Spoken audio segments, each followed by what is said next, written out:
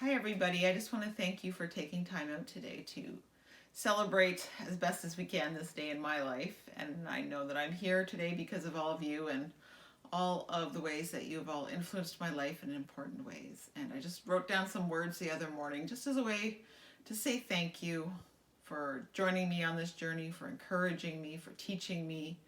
I am who I am because of all of you. And I just wrote down these words and I'd like to read them. And if you want to take a listen, that would be great. Many roads have led me to this day, literally. I remember the beginning, a sunny spring day in 2000, traveling down winding state roads to a campus in the middle of the Pennsylvania countryside. I remember the wave of emotion that would threaten to brim up, out, and over each time I caught my dad's eye in the rearview mirror. I remember the middle, the breaking of cold, crisp days in winter of 2006, playing Beat the Traffic down the 400 from Muskoka, my husband faithfully at the wheel, quietly committed to seeing me through. I remember the end, a rainy March afternoon, a march back up the building volume of cars on another artery towards 3 hungry kids and that same loyal man. A quick stop at Walmart, a shared laugh in the toilet paper aisle with strangers about what the world was coming to. This was the day before it all changed. And if you had told me on that first day 2 decades ago that the border I had just crossed would be closed on the day of my college graduation for not political but biological security, I would have struggled to believe it.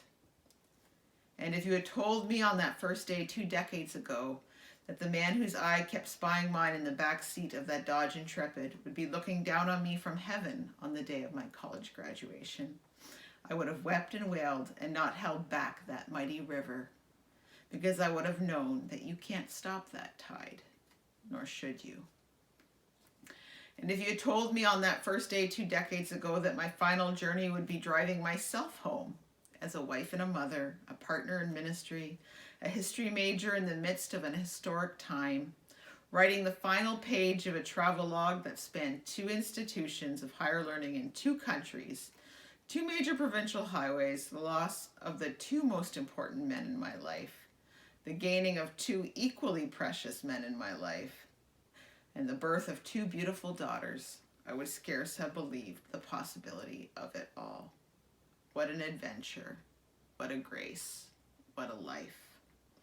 What a wonder this world is. I don't think that as a 19-year-old I could have guessed at 39 I would be looking ahead to a vocation that is being forged at the confluence of art and church ministry.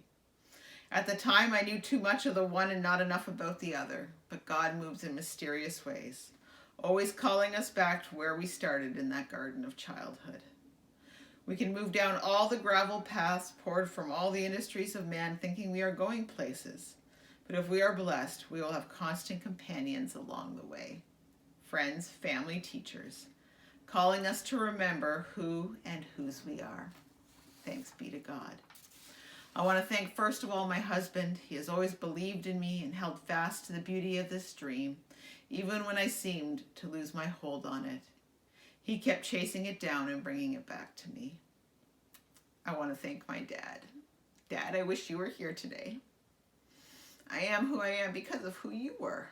I remember as we grieved your loss, someone said to me, "Your dad lived more than 59 years than some people could in 2 lifetimes. For better or worse, I am your daughter, and you taught me everything I know about a life lived in creative motion." I want to thank my extended family for your continual love and support. Laura and Dave, I'm so glad that they gave us each other. I'm thankful for my in-laws and the way they continue to be a steadfast presence in our family life. I'm thankful for 3 kids who continue to educate me each day about the importance of wonder, humility, and hope.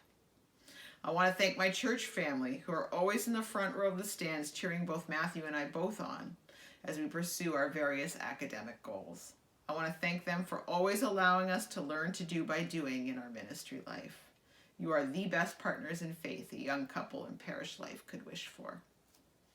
I want to thank all my dearest friends, new and old, and all points in between. I am privileged to call so many smart, funny, women of integrity my own tribe. I wish you all knew each other because you all embody to me the best of our kind.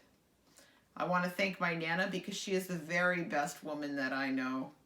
You want to talk about journeys. I can't imagine coming to a strange country, not knowing the language and culture, and building a life with such quiet courage and persistence. Believing in the beauty of dreams for your kids and grandkids. I am who I am because of you. And if God gives me 4 more decades on this earth, I want to become you, aging in beautiful obedience and enduring trust. I want to thank the faithful, articulate, and encouraging professors I have had throughout this journey. So many of you saw so much more in me than I could ever have taken hold of for myself. You fed my mind again and again. You pushed against my emerging passions, and you helped to shape them into something that I can now take hold of along with that parchment. I want to thank God as He created me, walks with me, and inspires me for each day.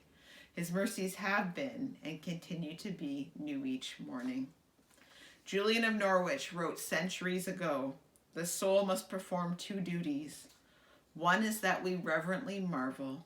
The other is that we humbly endure, ever taking pleasure in God." To marvel and to endure. These will be my watchwords as I continue to traverse my best vocational and relational avenues. And I hope that we can all continue to journey together.